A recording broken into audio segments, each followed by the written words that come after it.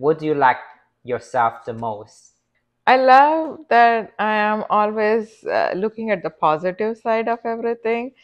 If the world is coming to an end, still I'll see a positive learning and I'll chase after it. My mom always used to say, I don't know where you got it from, because she always used to see the negative part. And the way she taught me was that get ready for the worst, and if something good happens you will follow it. And I told her, no, let's look at the best way, and if something happens, we always adjust. Human beings are good for that.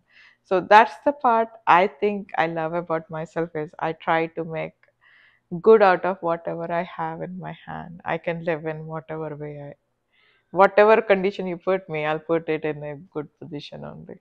On the opposite, what do you like the least about yourself? The least about it is I'm intimidated by anybody. So if there is a person of very good in stature and all, whatever they say, I try to follow them instead of thinking through. I mean, they don't never give me a, anybody can convince me to go and do try it out.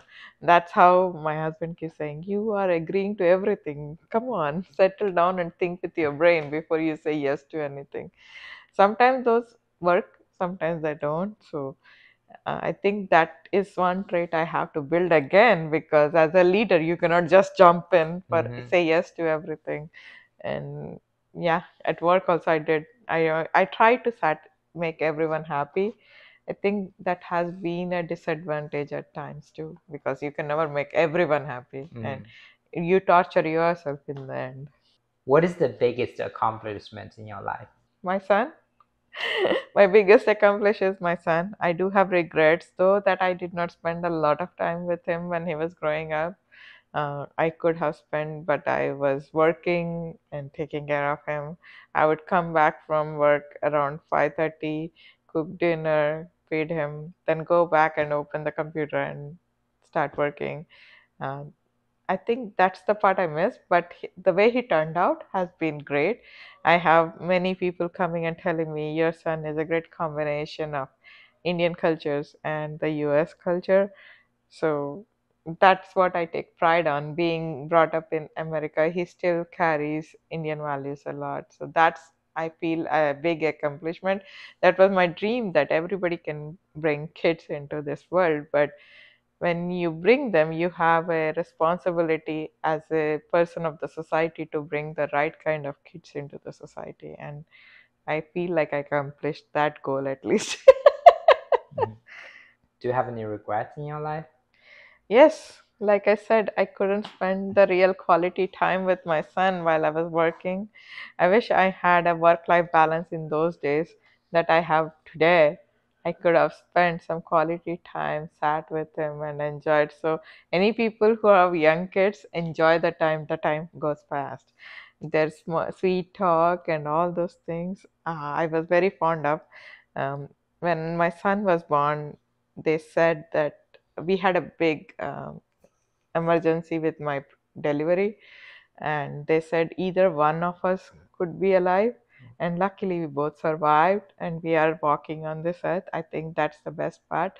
But again, the regret is that why did I go into that point is also a problem, right?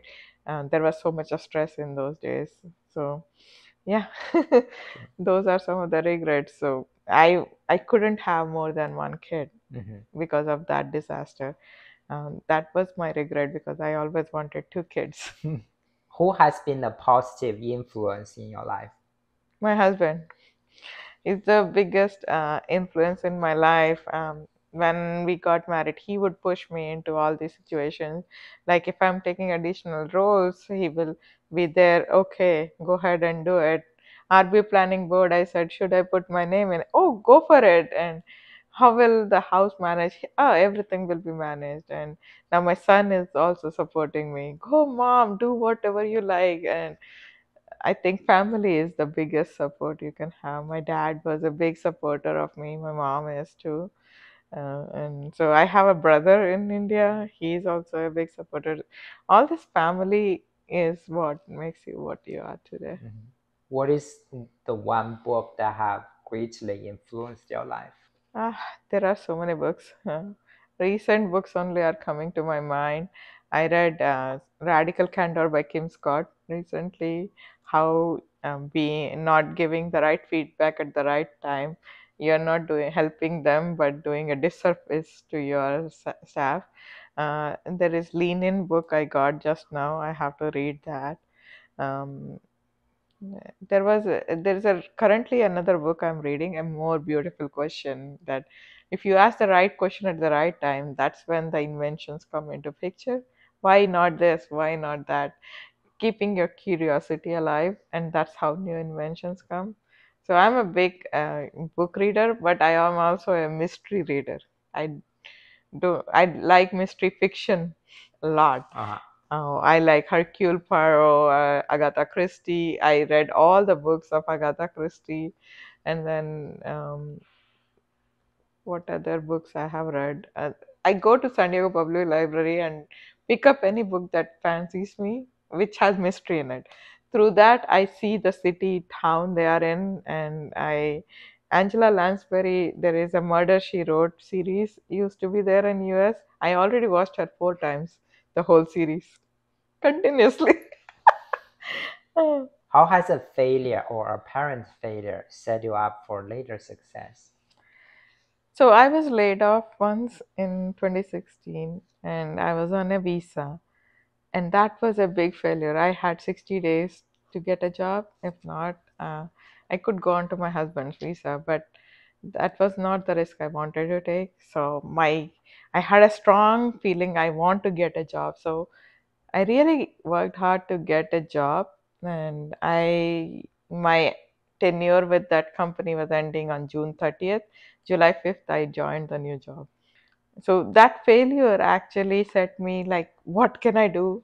I was looking to change the job, but being on visa, I was scared to leave the job.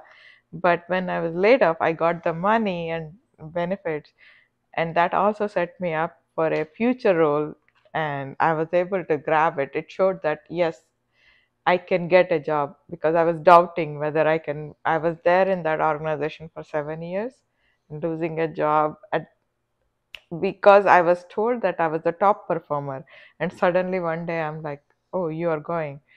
I was so shocked, but that set me up to the next role, and then I was ready to take another role.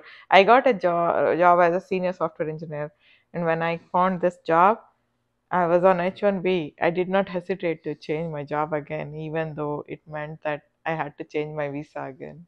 If you could have a gigantic billboard anywhere with anything on it, what would it say and why? It would say travel a lot and all the money is flowing in.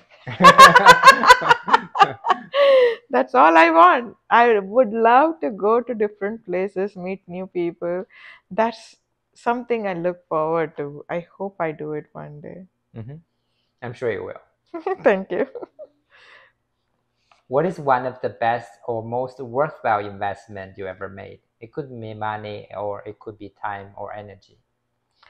I think the biggest satisfaction I get when I am part of Toastmasters, that is the money well spent. 4 clubs means 4 payments. It is not small, and I feel like that's the greatest investment I have ever made into myself. This is for my own growth, and the dividends that it pays back is even more than I can actually comprehend here. Mhm. The friends, the friends I have made in Toastmasters, the networking I have got out of Toastmasters is humongous. In the past few years, what new belief or habit has most improved your life?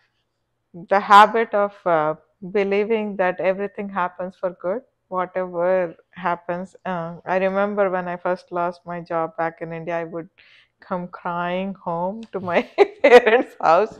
My dad would be like, "It's okay, it happens. You can always come back to me." From that to now, if anything happens, I'm like, "Yeah, everything happens for a good." Like when my dad passed away, I was so upset, but everybody was like, "Isn't it good? You got 2 solid months staying with him."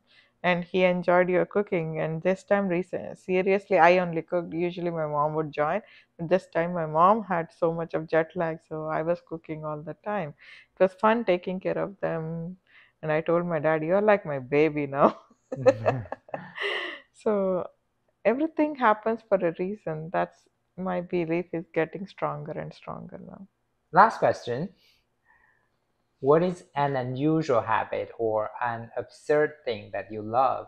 My fetish for mystery. What is My an fetish for mystery. what's it again? Mystery. Oh, mystery. Yeah. My husband keeps saying, several ways of killing. I told him, how come you're still in the house when I know the different ways of killing and getting away with it? So I am a sucker for British mystery, and I would watch any mystery which has a murder in the starting and then how they solve the murder. I don't know how many people will start loving me after this, but I really like how they solve that mystery. I get so excited about it. Okay, that's all my questions I have. Mm. Any final thoughts? It was great. Thank you so much for coming this way and interviewing me. I think you are doing a great job with all these YouTube videos. I never miss any of your episode, by the way, Oh, you Jinnu. did. Thank you so much for coming and meeting me here in my house. Yes. Thank you, thank you. You are number 10 on my guest Oh, on my wow. channel, so Oh, I thank you. present this to you. Oh, wow. Everyone has a story to share. Yes. I I love. already subscribed to your channel. Thank you, thank you. This is Dasavataram, and that's very sacred in Hindu culture. The Lord came in 10 forms. That's what this is, to save the world. And we believe all of them. And this is our trip to Washington, D.C. with my parents. So, this is what we got. Wherever we go, we bring something. This is from NASA in Florida. And then Mount Rushmore, we went together. My son went to Paris, so that is there. We stopped over in, this is from, I think, I stopped in Zurich on the way. I bought this. This is from Dubai airport. I love Santa Clauses, so I collect them. So what is with this big tiger? Big Tiger, there is a story. There was a store closing down in Carmel Mountain, and this was the only one left, and it was $60, so I bought him. I love stuffed toys. There were a bunch of stuffed toys which I have washed. This guy, it's hard to wash him, so I have to shampoo him outside in my yard and let him dry. But it's still scary. I put him yesterday outside, and when I went, every time I went out, I got startled. He looks so real.